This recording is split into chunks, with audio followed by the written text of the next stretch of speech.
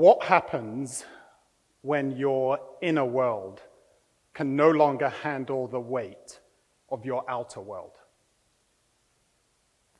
I remember the moment like it was yesterday. A book I'd been working on for 5 years was finally ready to release to the world. It was my first book, and shortly after it was published, friends and family were congratulating, celebrating, high fives all around for what should have felt like a major win. Yet on the inside, something else was going on. I felt like an absolute failure. And that's because at the same time, business had dried up, the economy was in recession, every door around me seemed to close. My wife and I already had our 3 boys at the time, and things were so tight financially that we were paying the mortgage on the credit card. Personally, that led to a time of deep depression and crippling shame. It was so bad that I was standing at the train station one day, looking at the train tracks, thinking to myself, I know how to end this pain quickly. What might surprise you is that at this point, I was already doing leadership development work. I was an NLP practitioner. I started coaching leaders. I was supposed to be inspiring others, and yet I couldn't even help myself. That's when I first discovered this truth, that when life squeezes you and the pressure is on, what you're like on the inside will come out.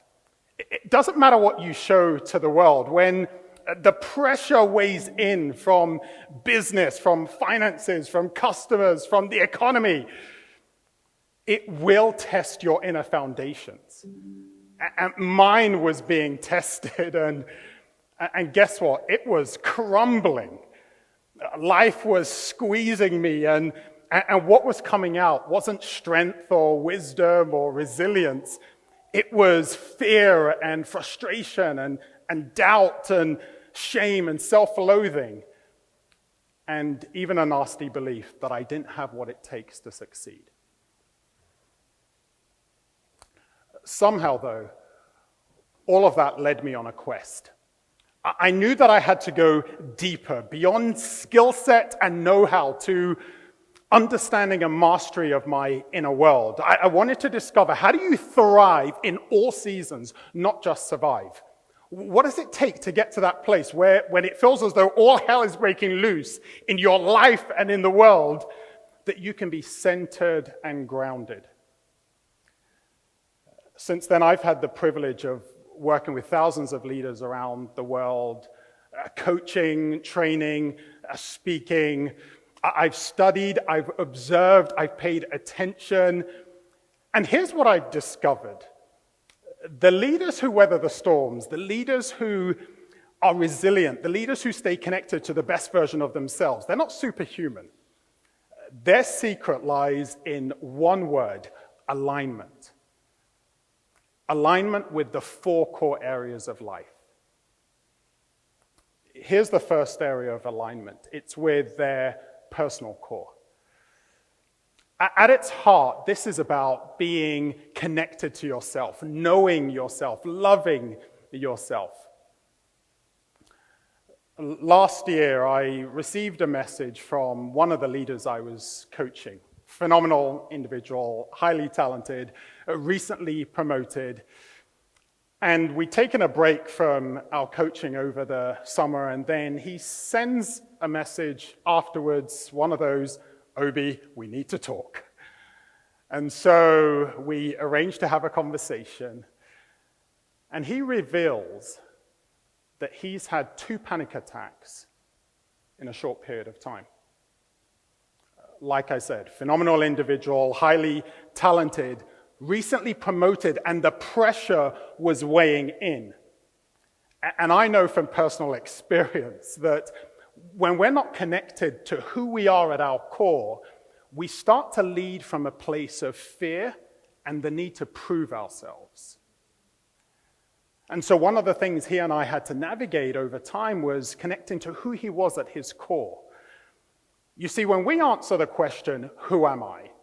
We tend to answer it in one of three ways. I am what I do. My role, the job title, the kids I look after.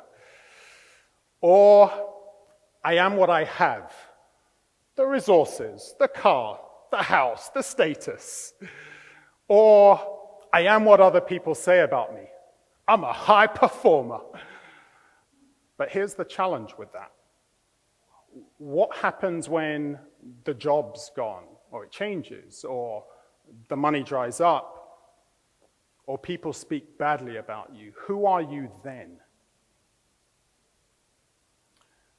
When I was going through my dark night of the soul, the reason I broke so badly was because I defined myself by everything external. The accomplishments, the approval of others, how much money I had in the bank. If I was going to thrive, I knew that I had to get to a place where I could answer that question, who am I, differently, that I could think about myself differently, see myself differently, talk about myself differently. And so I continued that hard and deep inner work and threw myself into all sorts of things, from counseling, therapy to meditation, from self-compassion training to coaching, from a prayer to study and reading. And over time, things began to shift. And now, here's how I start to answer the question, who am I? I am loved. I am accepted. I am of immeasurable worth. And you know the amazing thing? It starts to change the way you show up in the world for the better. The second area of alignment that I've discovered among those leaders who thrive in all seasons is with their relational core. The center of this is about connecting to others, human to human. During that dark season, when we were struggling financially, a friend showed up after church and one Sunday and said, "Hey, Obi, we've been shopping for groceries and we bought some extras for you and the family. Can we give it to you?" To be honest, I was gobsmacked. It probably cost less than £100, but it felt as though we had won the lottery. Of course, I let him in, and after he left, I just cried. He didn't try to fix me, he didn't judge me, he just saw me. And that day, something in me broke. I realized in ways that I hadn't before that we're not meant to do this alone. I wish I could say that I was the sort of person at the time that had been open and honest with friends and family saying, here's what's going on and this is what I'm struggling with and this is what we need, but I didn't. My mantra was, if it's going to be, it's up to me. And yet the truth is, we are so much stronger together. As the African concept of Ubuntu teaches us, I am because we are. Shortly after that, I sat down and I wrote my eulogy. I wasn't thinking of ending anything. I wrote it for inspiration. I wrote it from the perspective of my wife and boys.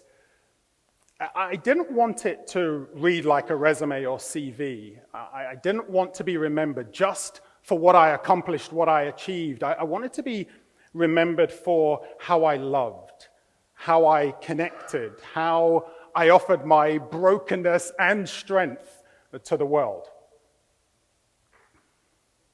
So here's how thriving leaders answer the question, who am I? Relationally. I am connected. I am shaped and strengthened by relationship. I am because we are.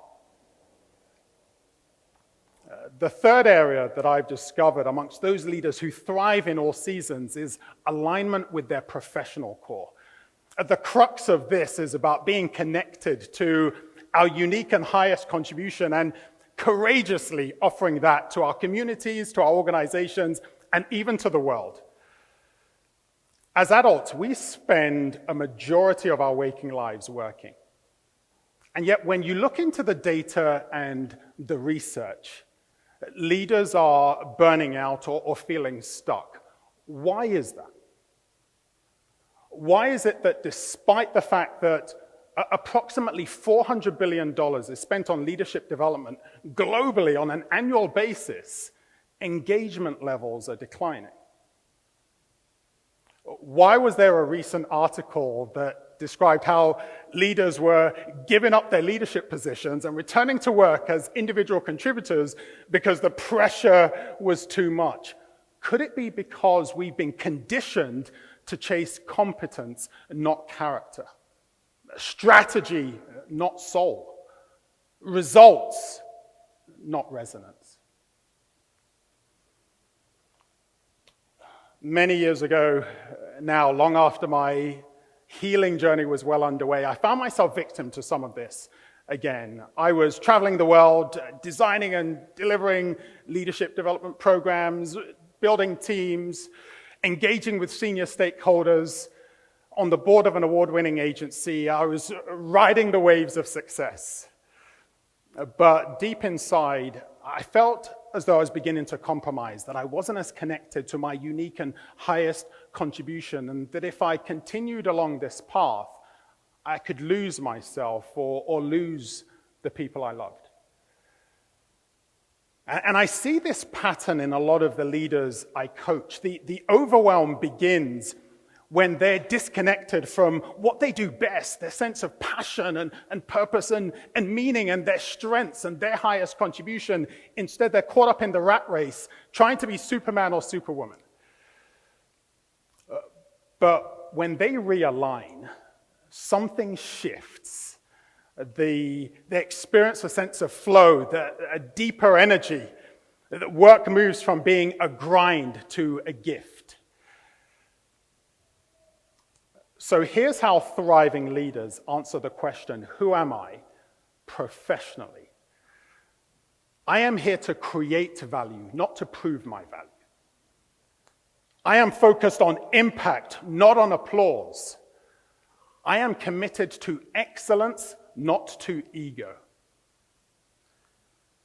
The fourth and final area of alignment that I've discovered among those leaders who thrive in all seasons is with their spiritual core. This is one that many leaders avoid. And yet what I've discovered on my quest is that without a strong spiritual core, you will always be pulled off center. And that's because the essence of this is about connecting to something, a force, a being that is so much greater than ourselves. For some, their belief system enables them to say that force is God. For others, a higher power, the universe, or simply a sense of a greater mission. Whatever the case, though, regardless of their perspective, the goal is the same: to be guided and anchored by something beyond ego. A great leader once said, "I have so much to accomplish today that I must meditate for 2 hours, not one." Some attribute that to Gandhi, others to Martin Luther King. Either way, the wisdom in that is so clear. The more we are responsible for, the more we lead, the greater the challenges, the busier we are, the deeper our connection to something or someone greater than ourselves must be. In recent years, I've noticed that when I'm running on empty, when I'm feeling exhausted, maybe even a little lost, it's not just a physical thing. What's happening is that I am feeling I'm starving, I'm just feeling a yearning at the level of my soul. Richard Rohr, a great spiritual teacher, describes it as the difference between the false self and the true self. And what that looks like, for me, I often find that in those moments, I have to dig deeper into my spiritual practices. And sometimes I'll say with words and sometimes without, God, I have come to the end of my resources. I need you. And amazingly, almost always, something shifts. A peace returns. Not because I push harder, but because I surrender. Not because I get all of the answers that I want, but because I reconnect with a power greater than mine. The false self, the true self. Richard Rohr says the false self is always pushing and striving and pretending. The true self operates from a place of rest, of being, of presence. So here's how thriving leaders answer the question, who am I spiritually? I am held by a strength beyond myself. I am rooted in purpose. I am a soul on a mission.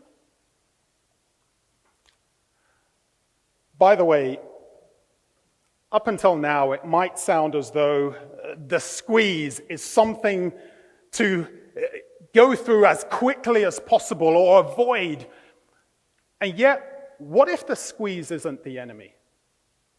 What if the squeeze is a gift to ourselves, a gift to the leaders of the future? Because it's in the squeeze that the illusion is revealed, the false self strips away, and the true self at our core emerges.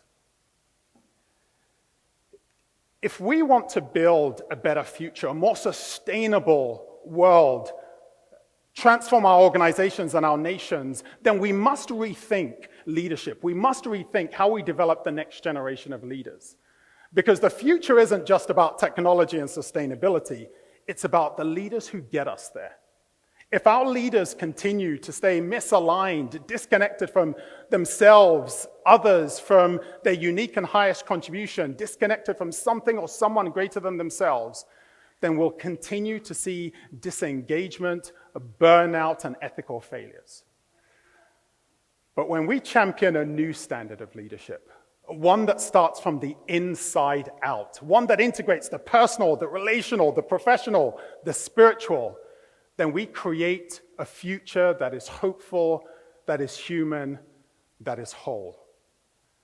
The leaders the future is calling for are the ones who have done the inner work, the ones whose inner world is so strong and so aligned that it can more than handle the weight of their outer world.